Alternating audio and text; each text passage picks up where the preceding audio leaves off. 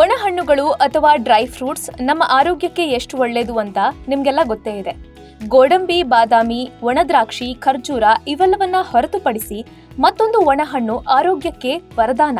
ಅದರಲ್ಲೂ body build ಮಾಡಬೇಕು ಅನ್ಕೊಂಡಿರೋ ವೆಜಿಟೇರಿಯನ್ಸ್ಗೆ ತುಂಬಾ ಸಹಕಾರಿ.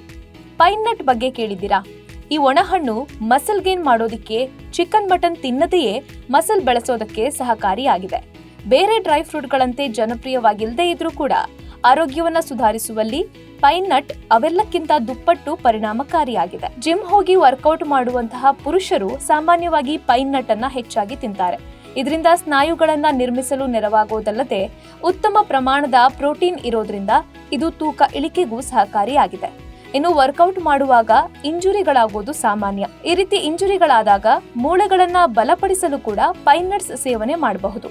ಕ್ಯಾಲ್ಸಿಯಂ, ಜಿಂಕ್ ನಂತಹ ಪೋಷಕಾಂಶಗಳಿರೋದ್ರಿಂದ ಮೂಳೆಗಳನ್ನ ಇದು ಬಲಪಡಿಸುತ್ತೆ. ಇಷ್ಟೆಲ್ಲ ಬೆನಿಫಿಟ್ಸ್ ಇರುವಂತಹ ಪೈನ್ ನಟ್ಸ್ ಅನ್ನ ನಿಮ್ಮ ಡಯಟ್ ನಲ್ಲಿ ಇನ್ಕ್ಲೂಡ್ ಮಾಡ್ಕೊಳ್ಳಿ. ಇದೇ ರೀತಿಯ ಇನ್ನಷ್ಟು ಹೆಲ್ತ್ ಟಿಪ್ಸ್ಗಾಗಿ ಡಾಕ್ಟರ್ ಬಾಸ್ ಚಾನೆಲ್ನ ಸಬ್ಸ್ಕ್ರೈಬ್ ಮಾಡಿ, ಹಾಗೆ ಬೆಲ್ ಐಕನ್ ಕ್ಲಿಕ್ ಮಾಡಿ.